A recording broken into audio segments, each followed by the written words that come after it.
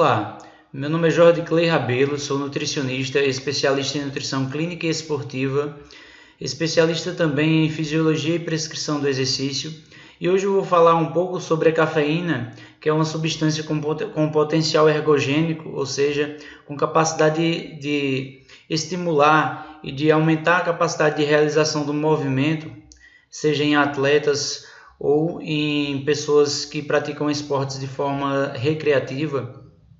E de início eu quero falar que a cafeína ela tem o seu pico plasmático entre 40 e 60 minutos logo após a sua ingestão ou suplementação.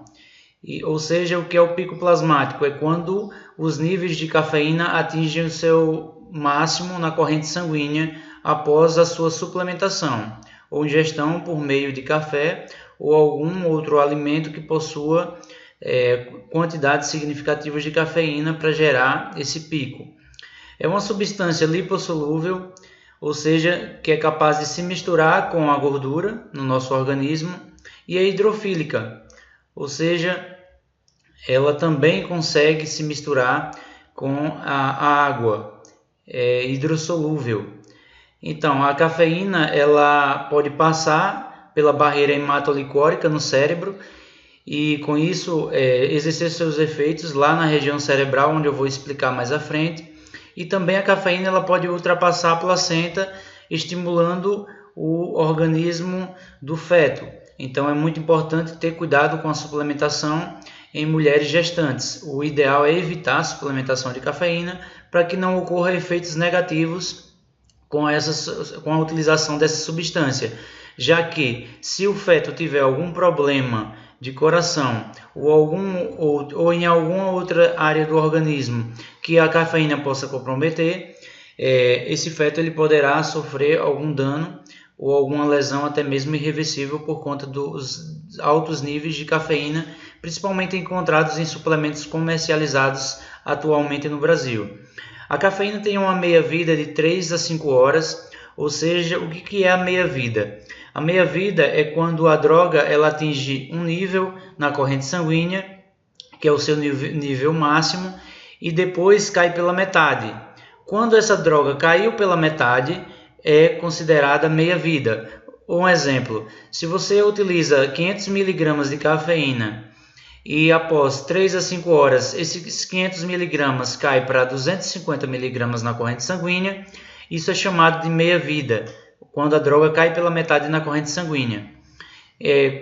Voltando, a cafeína ela exerce ação no sistema nervoso central, estimulando o cérebro.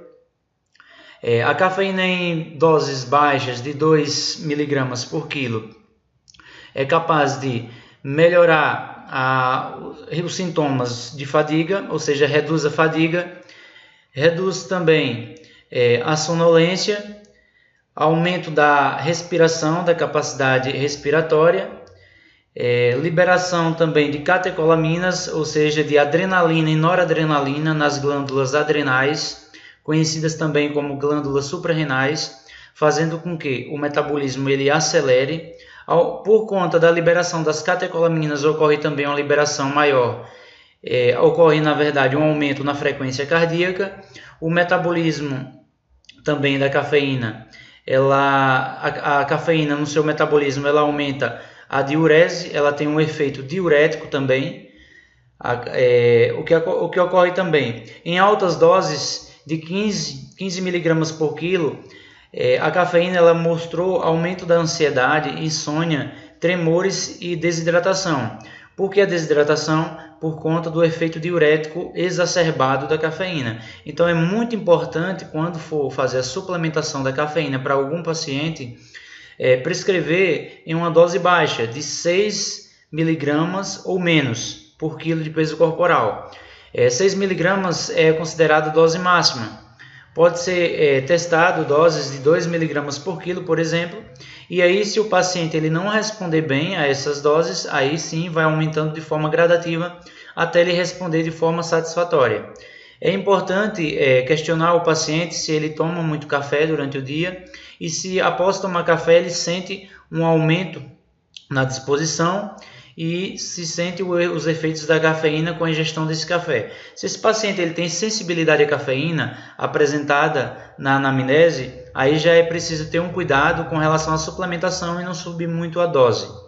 Ok? E esses tremores e desidratação eles geralmente ocorrem quando é suplementado em doses maiores, doses acima das recomendadas pela Agência Nacional de Vigilância Sanitária, que é no máximo 420 mg diárias. O ideal é não ultrapassar essa dose e geralmente essa dose ela deve ser dividida em 2 doses diárias e o ideal é que não seja próximo ao horário de dormir para não afetar a qualidade do sono.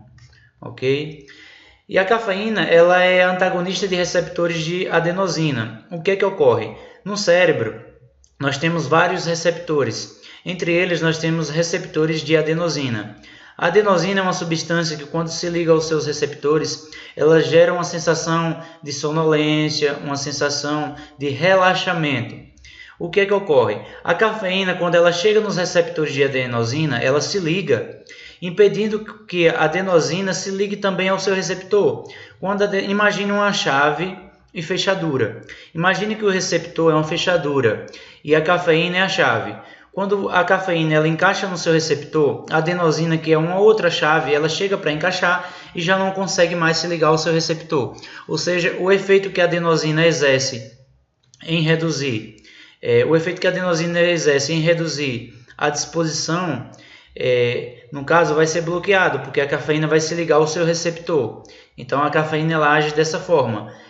A cafeína ela ativa o sistema nervoso central, ativa AMP cíclico, que aumenta a queima de gordura corporal, aumenta também a diurese, a lipólise, que é a queima de gordura corporal, e por conta da ativação simpática e adrenérgica, ocorrem todas essas ações de estímulo e aumento da capacidade ergogênica, ou seja, aumento da capacidade de realizar movimento, de realizar exercício.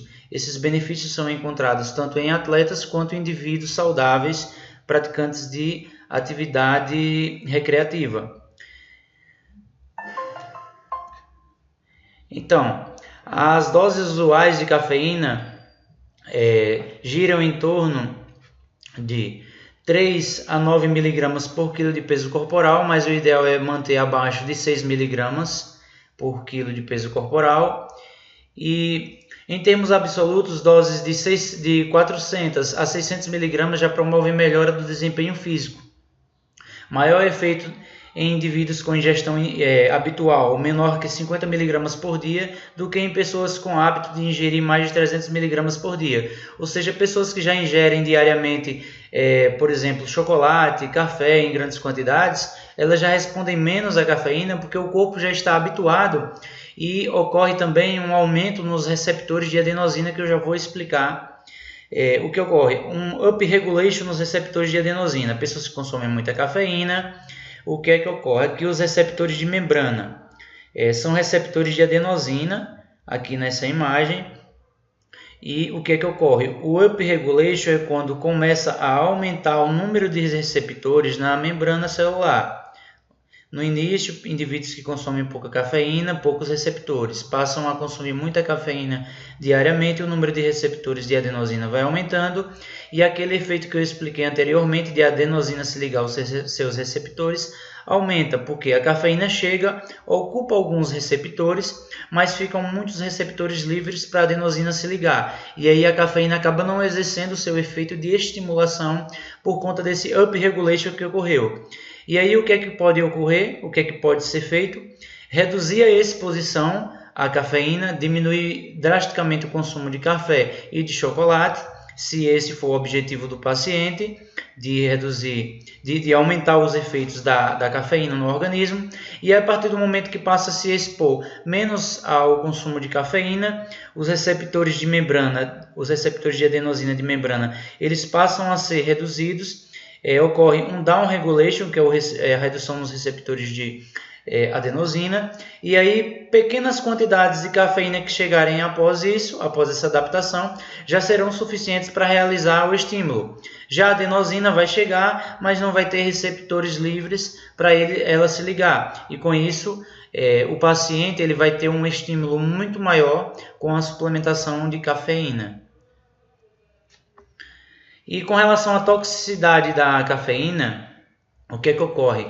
Ela, quando ingerida em doses muito altas, muito elevadas, acima da recomendada, ela pode gerar crises convulsivas, arritmia, ou seja, taquicardia. O coração ele pode bater fora do ritmo e geralmente no ritmo muito mais acelerado, que é conhecido na nossa área científica como taquicardia, crise de abstinência com a interrupção do uso contínuo, dores de cabeça, irritabilidade, fadiga aumentada, estado de vigilância debilitado, ou seja, com a adaptação, o aumento drástico do consumo de cafeína, o que vai ocorrer é isso que eu expliquei aqui. O número de receptores de adenosina vai aumentar muito, essa adenosina vai se ligar aos seus receptores, e aí a pessoa, mesmo suplementando, esse paciente mesmo suplementando em grandes doses, ela não exercerá os seus efeitos, esses efeitos desejados. Da mesma forma é com a suplementação em altas doses por muito tempo. Esses benefícios não ocorrerão. Pelo aumento da temperatura causado pela cafeína, treinar em ambientes quentes pode ser prejudicial. O que ocorre? A cafeína ela tem um efeito termogênico, um efeito no aumento da temperatura corporal. Devido às catecolaminas, a liberação de adrenalina e noradrenalina, o metabolismo ele acaba acelerando, e com isso praticar atividades físicas no calor pode ser prejudicial, porque o aumento da termogênese, o aumento da temperatura corporal pode ser muito substancial, e o ideal é manter a temperatura corporal não muito próxima de 40 graus para não ocorrer desnaturação das proteínas corporais. E com relação à cafeína voltada ao doping, o Comitê Olímpico Internacional retirou da lista de substâncias proibidas em janeiro de 2004, ou seja, antes era proibido, era considerado doping.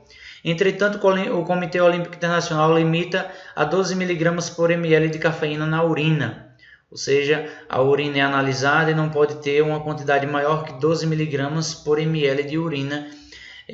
Geralmente desses atletas, essa urina é analisada em laboratório e com isso é quantificado essas doses, e ela não deve ultrapassar os 12 mg por ml. Já o colegiado, esse termo aqui em inglês eu não sei pronunciar corretamente, mas é o NCAA